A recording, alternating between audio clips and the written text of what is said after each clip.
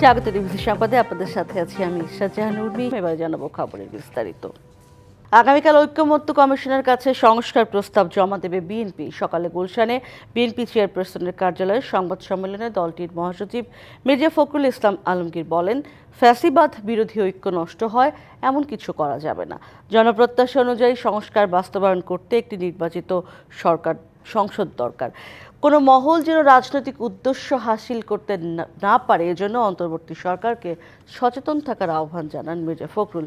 বলেন, এই সরকারের এখন মূল দায়িত্ব ঐক্যমত্যের ভিত্তিতে ন্যূনতম সংস্কার শেষে নির্বাচনের ব্যবস্থা করা। অন্তর্বর্তী সরকারের কোনো উপদেষ্টা ক্ষমতায় থেকে দল গঠন করায় জনমনে সংশয় তৈরি হয়েছে বলেও এ সময় অভিযোগ করেন বিএনপি মহাসচিব। কমিশন যে প্রস্তাবগুলো করেছে সংস্কার কমিশন, এগুলো তো অনেকগুলো মিডিয়াতে চলেই এসেছে। দেখবেন যে তাদের প্রস্তাবের সঙ্গে আপনার ওই রাজনৈতিক দলগুলোর বা ব্যক্তিদের প্রস্তাব অনেকটাই আপনার একই রকম আসছে। স্পেসিফিক এখন আমি বলতে চাচ্ছি না, এটা আমরা কালকে আমাদের যে টিম যাবে সেই টিম গিয়ে তারা কথাবার্তা বলার পরে তারা সেই বিষয়ে কথা বলবে। জাতীয় নির্বাচনের প্রার্থীর সর্বনিম্ন বয়স 23 করার সুপারিশ করবে জাতীয় নাগরিক কমিটি এনসিপি। আর 16 বছর থেকে ভোটাধিকার প্রয়োগের প্রস্তাব করা হবে।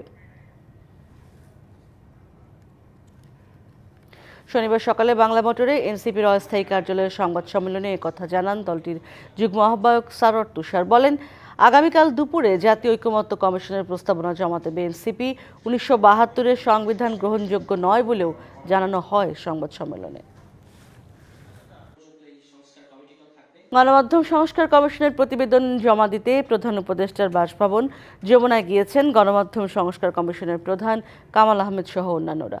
এ নিয়ে বিস্তারিত জানাতে প্রধান উপদেষ্টার বাসভবন যমুনা থেকে সরাসরি যুক্ত হচ্ছেন সহকর্মী মোহাইমিনুল খান অপু।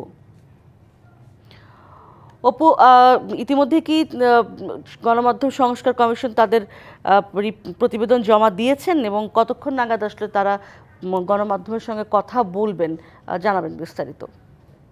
উর্মি, 11:55-র দিকে গণমাধ্যম সংস্কার কমিশনের প্রধান সহ অন্যান্য যে সকল সদস্যরা রয়েছে তারা কিন্তু রাষ্ট্রীয় প্রধান উপদেষ্টার বাসভবন যমুনায় তারা কিন্তু এসেছেন এবং 11:55-র দিকে তারা প্রধান উপদেষ্টার সাথে সাক্ষাৎ করতে ভিতরে প্রবেশ করেছেন। আমরা যতটুকু জানতে পেরেছি যে 10 সদস্যের একটি প্রতিনিধি দল তারা কিন্তু ভিতরে প্রবেশ করেছেন।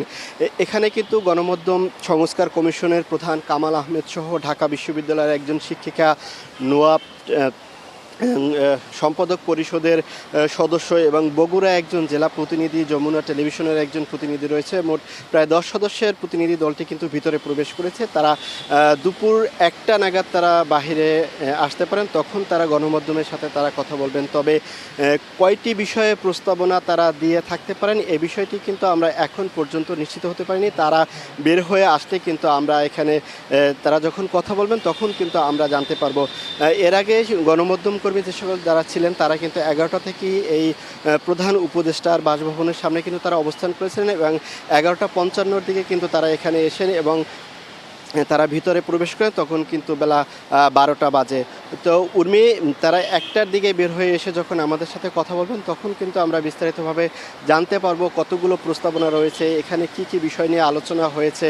তবে আমরা ধারণা করতে পারি যে গণমাধ্যমের যে স্বাধীনতা সহ অন্যান্য বিষয়গুলো রয়েছে সেসব বিষয় নিয়ে কিন্তু তারা প্রধান উপদেষ্টার সাথে কথা বলতে পারেন বলে আমরা ধারণা করতে পারছি। তো উর্মি, এই ছিল সবশেষ খবর প্রধান উপদেষ্টার বাসভবনের সামনে থেকে। অনেক ধন্যবাদ আপনাকে অপু। পশ্চিমা লঘুচাপের কারণে সারা দেশের বিভিন্ন স্থানে হালকা বৃষ্টি হচ্ছে, সেটা আজ এবং আগামীকাল অব্যাহত থাকতে পারে।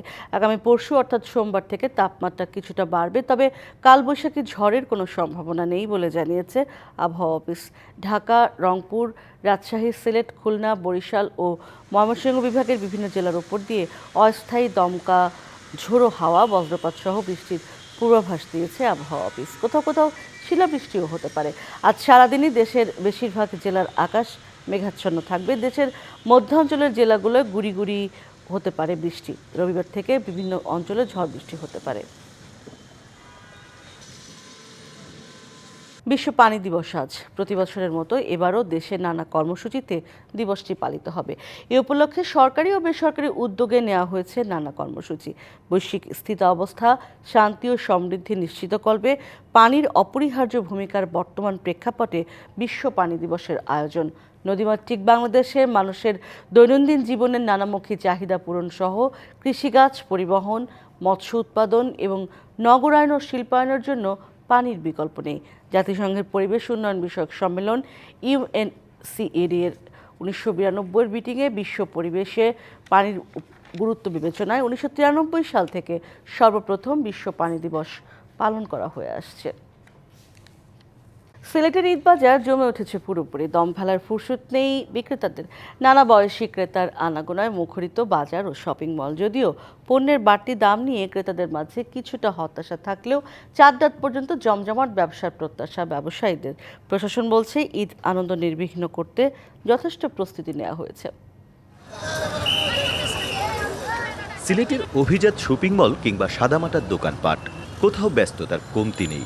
শহরের পাশাপাশি দূরদূরান্তের ক্রেতারাও আসছেন পরিবার পরিজন নিয়ে।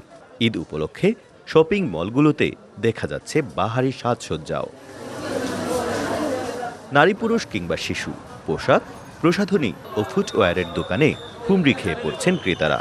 সাধ্যের মধ্যে কিনছেন সেরা পণ্য। তবে পণ্যের মানকে প্রাধান্য দিলেও দাম বেশি বলছেন ক্রেতারা। বাজার তো জমজমাট, প্রাইসও জমজমাট, দামেও সেরা, আবার জমজমাটেও সেরা। আর আমি দেখতেছি এখনো সবকিছু এখনো দেখা হয় নাই, যদি ভালো লাগে তাহলে কিনবো। বিক্রেতারা বলছেন এবার ভারতীয় পোশাকের পাশাপাশি বেড়েছে পাকিস্তানি ড্রেসের কদর। পোশাক প্রসাধনী দুটিরই কালেকশন বেশি। প্রত্যাশা অনুযায়ী তাই বিক্রির আশাও করছেন ব্যবসায়ীরা। দর্শকদের পর থেকে একটু ভিড়, আনাগোনা, কাস্টমারদের আনাগোনা হয়েছে। হ্যাঁ, আর সেল ভালোই হচ্ছে, খারাপ না। এবার বেশিরভাগ পাকিস্তানি ড্রেসেস চাইতেছে, 3 পিস চাইতেছে, অনেক ওয়েস্টার্ন চাচ্ছে, সো ওইগুলোই দিতে হচ্ছে। এদিকে প্রায় ভোর পর্যন্ত ক্রেতাদের ভিড় থাকায় সার্বিক নিরাপত্তা নিয়ে বাড়তি আয়োজন রেখেছে কর্তৃপক্ষ। সবাই আসলে নিরাপদে শপিং করবে, এইটার জন্য আসলে আমাদের অনেকগুলা পদক্ষেপ আমরা নিছি। আমাদের সিকিউরিটি ব্যবস্থা, পুলিশ প্রশাসনের টিম থাকতেছে আমাদের কুমারপাড়ায়। তো আশা করি নিরাপত্তার মধ্যে থেকেই সবাই শপিং করতে পারবে। সার্বিক নিরাপত্তা নিশ্চিতে মাঠে আছে আইন শৃঙ্খলা বাহিনীর সদস্যরাও।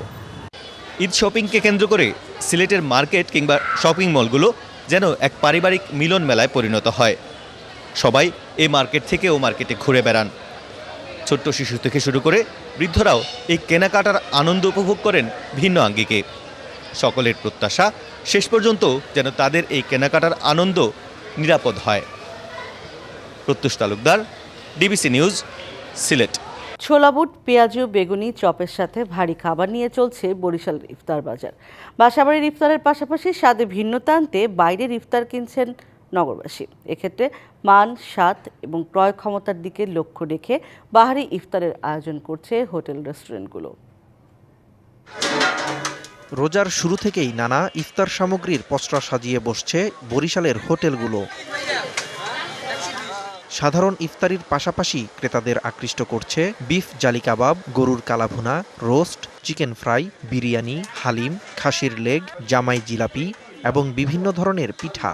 প্রাধান্য পাচ্ছে বিভিন্ন ধরনের মিষ্টি জাতীয় খাবারও। বিভিন্ন রকমের আইটেম পাওয়া যায়, যার কারণে এই জায়গায় প্রায় আসা হয়। এইখান থেকে আবার কালাভুনাটা নিতে আসি, পেন্নি নিতে আসি, জিলাপি নিতে আসি। এখান থেকে নিয়ে পরিবারের সাথেই বসি। একটু মুরগি মাসাল্লাম, তারপরে খাসির লেগ রোস্ট, কালো ভুনা। বরিশালের ঐতিহ্য হলো চিরা, দই, বুট, পেঁয়াজু।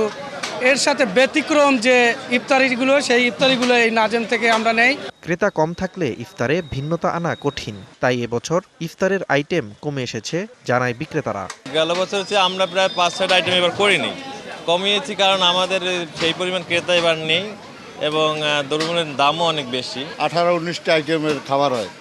সাইড বাদার বিরিয়ানি হয়, গরুর তেহারি হয়, বাসমতির কাশি হয়, আলুর চপ, বেগুনি, এগুলো অন্য অন্য মালামাল এর সাথে থাকে, কিন্তু ওইগুলোই আমরা বেশি বিক্রি করি। প্রতি বছরই ইফতারে সবচেয়ে বেশি চাহিদা থাকে বিভিন্ন ধরনের জিলাপির। এবছর এর চাহিদা আরও বেড়েছে।